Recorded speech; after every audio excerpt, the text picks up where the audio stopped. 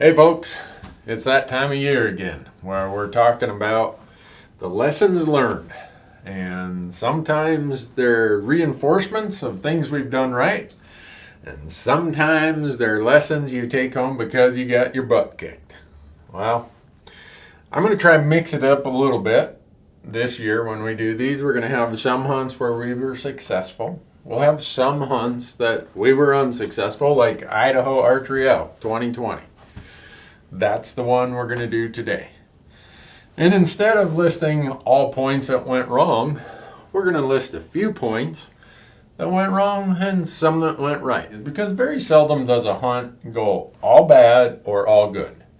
There's usually a little bit of mix in between and just that little bit of luck. Either good luck or bad luck is that difference between success and going home with the tag still in your pocket. So, this hunt here was public land, Idaho archery elk hunt. We left just after Labor Day, and with me was Kurt Howard from Rocky Mountain Hunting Calls. And we picked an area I'd never been to before. In fact, I've never hunted elk in Idaho until this hunt. But I did a bunch of aerial scouting, e-scouting. Marcus, one of the guys in our crew, he'd been hunting west or east of there the week before, and so he had a little bit of intel about the hunting pressure and stuff. And I was thankful I picked where I did, because when Marcus came back and he said, there's only one camp in there that I could see from the ridge above, I'm like, cool. Good thing I got a film permit for that spot then. Because once we pick a film permit or pick a location and we get a film permit, it's not like we can pack up and go 20 miles or 50 miles or change plans. We're kind of locked in. So I would say the first point of this hunt was we picked the proper location. So this is a positive. So, what was it about this location? It was 6 miles from the trailhead. So, I knew that there's some really energetic elk hunters in Idaho. And I knew there could be competition back there, even from backpack hunters. But as a general rule, if you can get further away, not always, but as the general rule, you're going to have less competition. So in our 5 days of hunting back there, we saw 0 other hunters. And part of that is distance. But when you get to a few spots, you got to go over some pretty steep grade. And there's a lot easier terrain in this area than what we picked. And I think a lot of people just said, I'll go try that. So I think as a general rule from the start, we can put a positive in our column for that. When we went in there, we saw elk, and we didn't see any other hunters. So that reconfirms in my mind how important it is, this first decision of where am I going to go, where am I going to set up my camp, whether it's a base camp, whether it's a backcountry camp like this was. And fortunately for this hunt, at least our first decision was a good one. Number 2 is a negative. Too short of a hunt. And some people might say, well, you were in there for 5 days. How can that be too short of a hunt? And I get it. I know some people just have to hunt weekends. But my goal when I hunt a new location, like I said, I'd never hunted Idaho elk before this. So I'm going into a spot, I've never deer hunted there, I've never grouse hunted there, I've never elk hunted there, I've never stepped foot in this location. So when you only give yourself 5 days, I usually think the first 3 days in a new location are almost my scouting days. You're trying to learn how the elk are using the landscape in their day-by-day patterns of, okay, where do I feed and where do I go to bed? Then where do I leave my bed and where do I go to feed? So these really localized patterns you're trying to sort out. But you're also trying to sort out the bigger landscape pattern of, okay, where's the best feed? Where's the best cover? Where's the hunting pressure? Where's the water? And you can look at that on a map, but until you get there and see it with your own eyes, it's really, really hard to do it. There's so many unknowns. There's so many, well, this is what I think it looks like. And then you get there. All right, we've all done it, right? We're like, well, this is what it looks like on the map. And then we get there and it's like, oh man, this looks a whole lot different than I thought it was. So I think if I'm going into a new spot I've never been to before, or no one on the team that we're hunting with has ever been to before, I'd rather, instead of 5 days, I'd rather go with 7 days. And I know not everybody can do that, but if you're going to give yourself a higher chance for success, and you're going to spend all this money traveling across the country to go to Idaho or Montana or Colorado or Wyoming or wherever, you might want to think about taking an extra day or two, because those last days of your hunt are the most productive days of your hunt. To the extent you can, I would say longer equals better, because it also flattens out some of the risks of, okay, what if I hit a really bad streak of hot, dry weather? The longer it is, the less likely that your whole hunt is going to be disrupted by weather. You're going to have some changes maybe in the, maybe you're like in this hunt, we were going from that transition time from the pre-rut of early September to the peak rut of mid to late September. So maybe you get some more time in the peak of the rut. The other thing about this hunt is we were here right after Labor Day. We were in this period where it's transitioning from pre-rut to peak rut. In that period, elk change their behaviors more from September 1st to September 12th, somewhere in there, plus or minus a couple days on each side of that. Their changes in behaviors, locations, their activity levels is immense. So you might see a bull on September 7th in one drainage, and then September 12th, you will see him 6 miles away, same bull, in a completely different drainage doing something completely different. So when you're hunting a period where there's as much change in the elk behaviors as there is in this transition from pre-rut to peak rut, again, a longer hunt gives you the opportunity to smooth out some of those big changes in behaviors, and hopefully you'll hit some of those days that we all dream of. But a lesson, if you were watching this hunt, is don't do what I did. If you possibly can, give yourself some extra days when you're going to a place you've never been to before. We're racking up the negatives here. Day 1, we had a setup, and in archery, very often, the negatives come in the setups. So, we went in there and got a bull to bugle right away.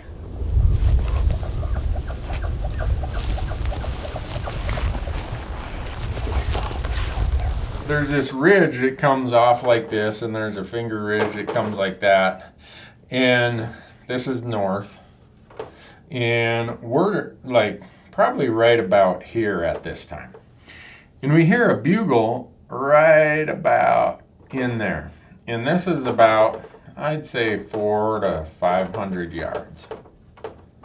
So we know what the wind is doing. The wind is kind of coming this way. It's late afternoon. We're still getting some thermals. And we had seen a couple cows come out of the timber right about here. So our thought is this bull is going to come to where these cows are. With the wind that way, this looked like elk 101, right? You climb up this ridge and you get set up slightly upwind. Try to be close to the same elevation of where you heard that bugle. We stopped right about here on another little finger ridge, and we put Kurt out in front while I stayed back and cow called, hoping the bull would sound off again, because over here he'd sound off the cow calls, bugles, whatever. So with this little finger ridge, we thought if he's there and he wants to come and check it out, if Kurt's way out in front here, he didn't sound super fired up. So maybe a cow call will interest him more than a bugle. So that's what we tried. That didn't work. So we kept moving over to here. We're like, all right, let's get right in his living room and let's light it up. So from the time we left here to here to here, we never heard him bugle or make a peep. So we were going based on, most likely last location. And we'd heard him bugle a couple times over the other side of the ridge, and it seemed like he was on a line towards these cows. But that's what we thought. So we set up there, and the idea is, all right, let's make a challenge bugle. We are so close to where we knew he was. We're just up the hill from where we'd seen those cows on the edge of the timber. Let's let it rip. Kurt lets it rip, and I hear a little squeak of a bugle uphill from us. Had we known the bull had moved from here to there, only 100, 120 yards, we would have came up where these two ridges intersect, and we would have set up here instead of there. And eventually, the bull just said, I've had enough. The wind wasn't directly to him, it was more coming this way. But enough that I'm sure he's getting some sort of feel that this ain't right. And he rolled around into the dark timber, and off he went. I think he had enough of us finally. And for me, anyhow, the lesson from this is when I go and do a setup, do everything I can, whether it means being more patient, letting this bull or another bull bugle back and forth to give their identity of the location. Right here on this little finger ridge, even if we would have stopped there and glassed, there was enough break in the timber here. I bet you if we would have just stayed there, eventually if this bull was moving along that ridge line looking for cows, we would have even got a visual of it. But no, I got ants in my pants and off we went. Paid the price. So this one is a positive. Camp, mobility, options. When you go do a backcountry camp, you've got so much time and effort invested in setting up that backcountry camp that you're not that likely to pull it.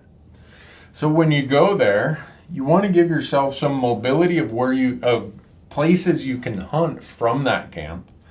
And you want to give yourself options in terms of the terrain and the habitat types and the likelihood of elk being somewhere nearby. So I'm going to give another diagram here, a very poor diagram, I'm sure, but hopefully this will explain what I mean by camp, mobility, and options that we had. What we have is, let's say this is a creek, okay?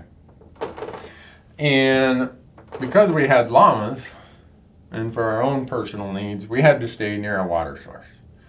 So through aerial scouting, I could see the amount of aspens and willows that grow along this creek that, all right, that is a year-round water source. So we set our camp right about here. In the aerial footage, I could see a fence line going this way. I could see one going this way. Well, if you know anything about public land grazing, when you see a fence in the middle of big tracts of public land, you know this is a grazing allotment fence. So this might be allotment 1. This might be allotment 2. This might be number 3. So some of you might be saying, well, what does that really matter? Well, I've hunted enough public land to know that these allotments usually get rotated. So they might get rotated by year, where, okay, you can graze on this one year in even numbered years and this one in even numbered years, but you can't do it in odd number years. And you can graze on this one in odd number years and this one on odd number years. So there's either an annual rotation pattern, sometimes it's seasonal, where they say, all right, this lower allotment, because let's say the steepness goes this way. As you go that direction, you're in higher country. This allotment might be allowed to be grazed earlier in the year because it greens up earlier. Maybe this one, because it faces more east, it gets grazed a different period. These allotments have all kinds of different reasons why the range managers have people grazing the way they do.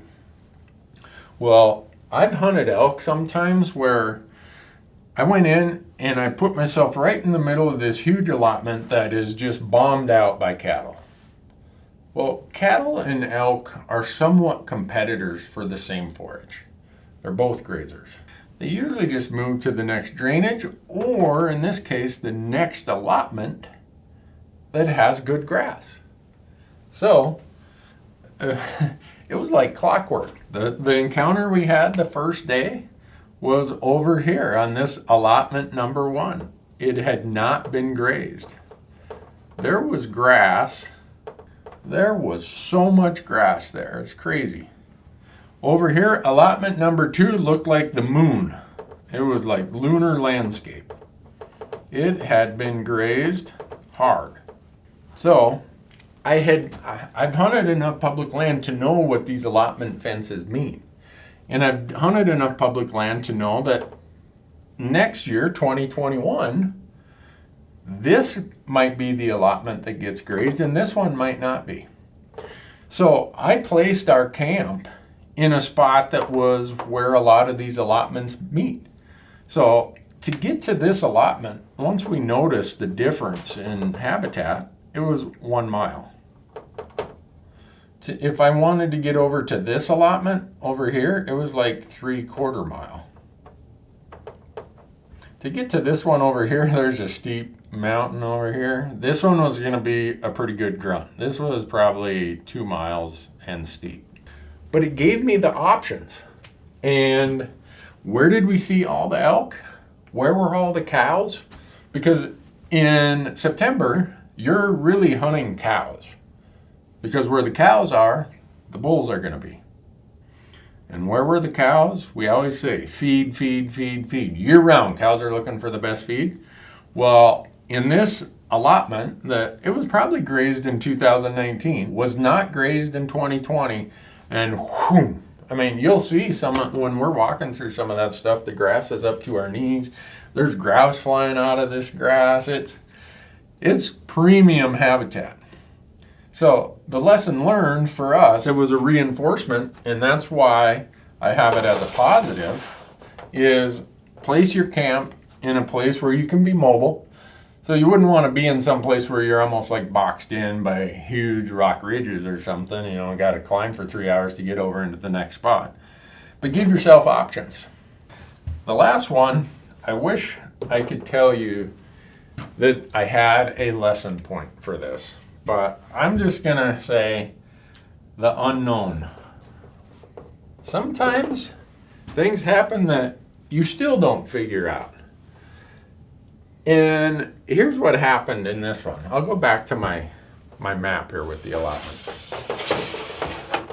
We were seeing cow elk, either in groups of 5 to 8, even some in groups of 2 or 3.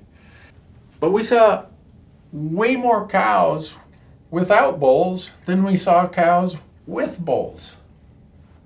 And I talked to a lot of other hunters in that period in September of 2020 where you thought they should just be wound up. These cow groups, if I see 5 cows, there should be 2 bulls with them. Only on one evening did we have elk on our, not even on our lap, close. One evening, we found 5 bulls mixed in amongst 3 groups of cows. The rest of these 5 days of hunting, we'd see, okay, it's dark, here's a big group of cows coming out to feed, no bulls. We never saw single bulls, like rolling across the landscape searching for cows. And I'll be honest with you, I'm still clueless. I have no idea why that was. But the beauty of having some unknowns, some mysteries, some things that cause you to rub your chin or scratch your head is that next year, I want to figure out what the heck was going on in 2020. And then on my podcast, my own Hunt Talk podcast, on the Elk Talk podcast I do with Corey Jacobson, the number of people who have commented they observed the same thing this year is crazy. So I guess it's a little bit comforting that maybe I wasn't the only one who had this situation. But some people killed elk in 2020. So what was the difference about whether the location, the conditions, the time, the whatever, for those people who solved the riddle, worked their butt off and killed an elk, versus me who I couldn't find a bull. Well, I mean, we found a few, but for the number of cows we saw, for the amount of habitat and country we were in, the fact that we didn't have any competition, how could we have at, September 10th, 11th, 12th, how could we have so few active bull elk amongst all these cows? I don't know. Anyhow, the beauty of hunting is, for me anyhow, all these failures are learning experiences. They're mistakes I've made that sometimes I've made them before. And it's like, oh, I know better than that. Why did I do that? And then sometimes it's just, you know what? I didn't know that. But I do now. And success for me comes from crossing off and getting rid of all the stupid things that I've done. And hopefully when I'm done making that many mistakes, the only options left are things that aren't mistakes. I don't have it figured out. But sharing some of these lessons hopefully makes it so that you don't have to make some of these same mistakes. In the few places where we did something right, hopefully you can benefit from that also. Thanks for watching.